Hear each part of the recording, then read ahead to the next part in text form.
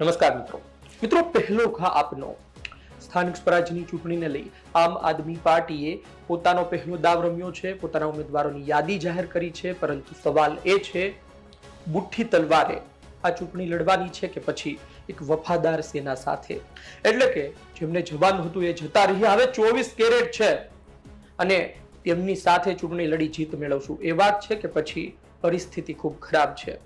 વિસ્તારથી વાત કરું તો ગુજરાતમાં આમ આદમી પાર્ટી આ સ્થાનિક સ્વરાજ્યની ચૂંટણીથી જ ચર્ચામાં આવી હતી। સુરતમાં તેમના કોર્પોરેટર જે પ્રકારે જીતીને આવ્યા અને ત્યારબાદ ગુજરાતમાં તેમની ધીમે ધીમે વાતો થવા લાગી અને ત્યારબાદ એમણે પણ 2022માં જે ભયંકર પ્રચાર કર્યો, સારા ઉમેદવારો ઉભા રાખ્યા અને ત્યારબાદ કહેવાતું હતું, જે વાત હતી કે ત્રીજો પક્ષ ન ચાલે એ ત્રીજો પક્ષ સારા એવા મત લઈને જાય છે અને નુકસાન કોને થાય છે? કોંગ્રેસને નુકસાન થાય છે, કોંગ્રેસનો વોટ શેર ડાઉન થાય છે અને આ સાથે સીટો પણ ખૂબ ઘટી જાય છે। ભારતીય જનતા પાર્ટી વિક્રમ બહુમતીએ પહોંચી જાય છે અને ફરી ફરતું આ સ્થાનિક સ્વરાજ્યની ચૂંટણી આવે છે। ઈસુદાન ગઢવી પાસે કમાન છે, ઉમેદવારો જાહેર કરવામાં આવ્યા છે, પરંતુ વાત એ છે કે પરિસ્થિતિ કેવી છે? શું બુઠ્ઠી તલવારે એટલે કે એક પછી એક આગેવાનો, મોટા નેતાઓ પાર્ટી છોડી રહ્યા છે, રાજીનામું આપી રહ્યા છે? આ વચ્ચે ચૂંટણી લડવાની છે કે પછી ખરા અર્થમાં આમ આદમી પાર્ટી આજે પણ એટલી મજબૂત છે? આ બધા વિશે વાત કરવી છે, પરંતુ આ પહેલા તમે સાંભળો ઈસુદાન ગઢવીએ શું કહ્યું। ગુજરાતમાં આમ આદમી માટે આજે સોનાનો સૂરજ ઉગ્યો છે, આમ લોકો માટે આજે સોનાનો સૂરજ ઉગ્યો છે। આજે આમ આદમી પાર્ટી નેતાઓના દીકરાઓને નહીં પરંતુ આમ જનતાને ટિકિટ આપીને તાલુકા, જિલ્લા, નગરપાલિકા, મહાનગરપાલિકાને ઉમેદવારી માટે ટિકિટ આપીને આજે એક નવી રાજનીતિની શરૂઆત કરી છે। મને ગર્વ થાય છે આમ આદમી પાર્ટીના પ્રદેશ અધ્યક્ષ તરીકે કે હવે સપનું જોયું હતું કે બહુ થયું બાપ બેટાની, શાળા બનેવી, જમાઈની, દીકરીની રાજનીતિ, હવે આમ લોકોની રાજનીતિની શરૂઆત થઈ છે અને એનો અમે સહભાગી બન્યા છીએ। આજે આમ આદમી પાર્ટી તાલુકા, જિલ્લા, નગરપાલિકા અને મહાનગરપાલિકાના ઉમેદવારોનું પહેલું લિસ્ટ જાહેર કરી રહી છે। પહેલું લિસ્ટ 460 થી વધુ ઉમેદવારોનું આ લિસ્ટ આજે આમ આદમી પાર્ટી પ્રદેશનું નેતૃત્વ, સ્ક્રીનિંગ કમિટી, ઝોનની સ્ક્રીનિંગ કમિટી અને માનનીય અરવિંદ કેજરીવાલજીની પીએસસીની સહમતિથી આજે આ જાહેર કરતા મને ખૂબ આનંદ થાય છે। મિત્રો, અત્યાર સુધી ભાજપનો સાંસદ હોય તો એનો દીકરો ધારાસભ્ય માંગે ને એનો દીકરો પાછું તાલુકા, જિલ્લાની ટિકિટ મળે, નગરપાલિકાની ટિકિટ મળે, મહાનગરપાલિકાની, કોઈ આમ કાર્યકર્તાની ક્યારેય વેલ્યુ નથી થઈ। કા એક કરોડપતિ હોવો જોઈએ, કા એ નેતાનો દીકરો હોવો જોઈએ। આ બે લાયકાત ગુજરાતમાં ચૂંટણી લડવા માટેની હતી, પરંતુ આમ આદમી પાર્ટી આને આજે વિખેરી રહી છે। આમ લોકો માટે, આમ જનતા માટે, આમ આદમી માટે આજે સોનાનો સૂરજ ગુજરાતમાં ઉગ્યો છે।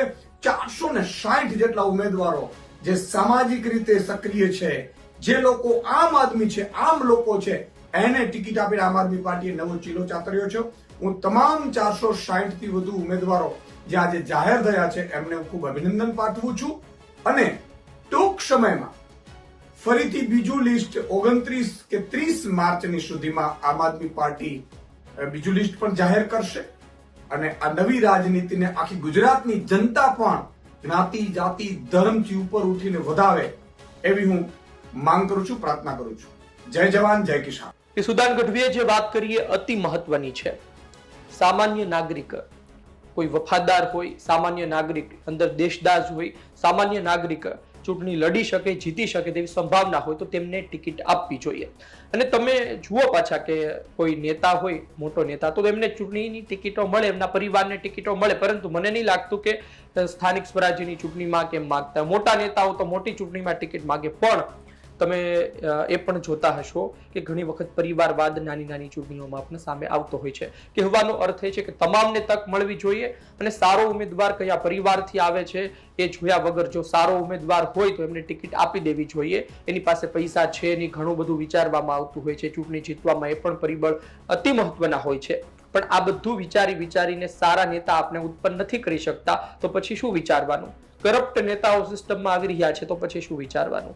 એટલે કે એવા વ્યક્તિઓ જો ખરા અર્થમાં મધ્યમ વર્ગીય પરિવારથી આવે છે પણ સિસ્ટમમાં આવ્યા બાદ કોઈ કરીને બતાવશે, સિસ્ટમનો સડો દૂર કરીને બતાવશે તો પછી એમને તક મળવી જોઈએ. વાત એમની પણ સાચી છે, પરંતુ જે જુસ્સો વ્યક્ત કરી રહ્યા છે, જુસ્સો આવનાર દિવસમાં પરિણામ લાવશે. બુઠ્ઠી તલવાર. રાજુ કરપડાએ આમ આદમી પાર્ટી છોડી, કરશનદાસ બાપુ ભાદરકાએ આમ આદમી પાર્ટી છોડી. એ પહેલા ઇન્દ્રનીલ રાજગુરુ આવ્યા અને ગયા. પછી મહેશ સવાણી હોય, અલ્પેશ કથિરિયા હોય, વિજય સુવાળા હોય, આ બધાનું લિસ્ટ છે. અને હવે સ્થાનિક સ્વરાજ્યની ચૂંટણી છે. 22 થી લઈ 2022ના ચૂંટણી પરિણામથી લઈ સ્થાનિક સ્વરાજ્યની ચૂંટણી વચ્ચે ઘણું બદલાઈ ચૂક્યું છે. અને આ પરિસ્થિતિ વચ્ચે આમ આદમી પાર્ટીએ ચૂંટણી લડવી અને જીતવી સામાન્ય ન હોય. આમ આદમી પાર્ટી જ્યારે ટિકિટ આપતું હોય છે તે વિસ્તારમાં છે તે નેતાને પ્રતિનિધિત્વ આપતું હોય ત્યારે તેની પણ અપેક્ષા હોય, કોઈ પણ પાર્ટીની અપેક્ષા હોય કે આ નેતાને આગળ કરીએ છીએ, આ આગેવાનને આપણે આગળ કરીએ છીએ તો આવનાર સમયમાં તે અન્ય ચૂંટણીમાં પણ આપણે માટે ફાયદાકારક સાબિત થશે. પણ અહીં તો એક બે ચૂંટણી જાય એટલે નેતાઓ પક્ષ બદલી નાખે, વંડી ટપી જાય. એટલે આ પરિસ્થિતિ વચ્ચે જે સંગઠન જે તે નેતાનું હોય એ વિખેરાઈ જતું હોય છે. અને પહેલેથી સંગઠન બનાવવાનું, પહેલેથી વિશ્વાસુ માણસ મૂકવાના, જૂના માણસોને દૂર કરવાના, એમાં પણ બબાલ થાય, એમાં પણ જૂના માણસો ખરા અર્થમાં વફાદાર છે કે નહીં એને લઈને પણ સવાલો ઊભા થતા રહે. આમાં જૂથવાદનો જન્મ થતો હોય છે. એટલે કે બુઠ્ઠી તલવાર તો છે, પરિસ્થિતિ ખરાબ તો છે, પરંતુ આ વચ્ચે એમની પાસે એવા નેતાઓ પણ છે કે જે લોકોના પ્રાથમિક મુદ્દા ગળે ઉતારી શકે છે.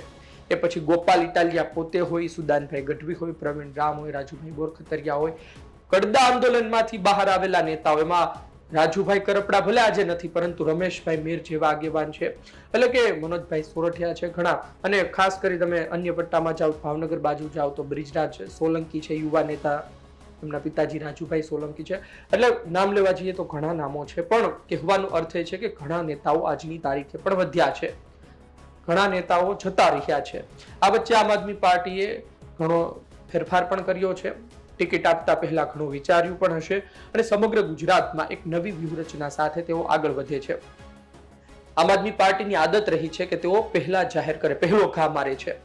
તમે જુઓ કે 2022ની ચૂંટણીઓ અને સીએમ નો ફેસ પણ તેઓ જાહેર કરી દે છે પહેલા. એટલે કે પછી મૂંઝવણમાં નહીં રહેવાનું. ઘણી વખત એવું થાય કે તમે કોઈ એક પાર્ટી ઉમેદવારો જાહેર કરે પછી બીજી પાર્ટી પછી શું વિચારે કે હવે આ વ્યક્તિ નહીં ચાલે તો એની ટિકિટ કપાઈને બીજાને ટિકિટ આપવામાં આવે ને આવું બધું થતું હોય છે. આ તો પહેલેથી નક્કી આને ટિકિટ દેવાની છે ને બીજા કોઈને નથી દેવાની, જેને જવું હોય તે જતા રહે પહેલેથી જ. એટલે આ પ્રકારનો એક ચીલો ચાતરવામાં આવી રહ્યો છે. જોઈએ આવનાર દિવસમાં શું થાય છે. આમ આદમી પાર્ટીના આ પરિણામ પર નજર રહેશે, કારણ કે પરિસ્થિતિ ખરાબ છે અને આ પરિસ્થિતિ વચ્ચે સંઘર્ષ કરતા નેતાઓ લડી રહ્યા છે અને આમ આદમી પાર્ટીને ઉપર લાવવા પ્રયત્ન કરી રહ્યા છે. બીજી વાત એ છે કે કોંગ્રેસ પણ એટલી મજબૂત નથી. એટલે કે 2022ના પરિણામ બાદ કોંગ્રેસને પણ બુઠ્ઠું કરી નાખ્યું છે આમ આદમી પાર્ટીએ. એ આવી એ લડી, એમાં કોંગ્રેસ પણ ખતમ થવાની કગાર પર છે. એટલે કોંગ્રેસ માટે પણ નાકનો સવાલ છે અને કોંગ્રેસ જો પરિણામ નહીં લાવે તો પછી 27માં આપણે શું કહેવું, શું પરિણામ આવી શકે. ભારતીય જનતા પાર્ટી તાલુકા પંચાયત, જિલ્લા પંચાયત, નગરપાલિકા બધામાં સ્ટ્રોંગ હોય તો પછી 27માં તમે શું અપેક્ષા રાખો. રાહુલ ગાંધી ગુજરાત આવ્યા હતા, મહેનત કરી રહી છે કોંગ્રેસ. જોઈએ આવનાર દિવસમાં શું પરિણામ આવે છે, પરંતુ આ સ્થાનિક સ્વરાજ્યની ચૂંટણી અતિ મહત્વની સાબિત થઈ શકે છે.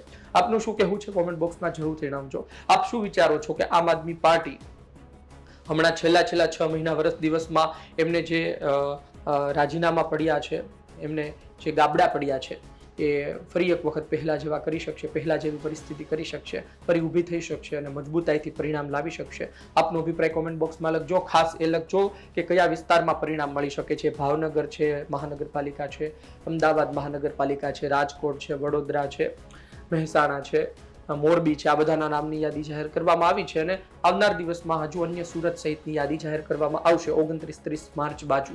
આપની દ્રષ્ટિએ ક્યાં મજબૂત છે, ક્યાં વધુ પરિણામ મળી શકે છે. ધન્યવાદ.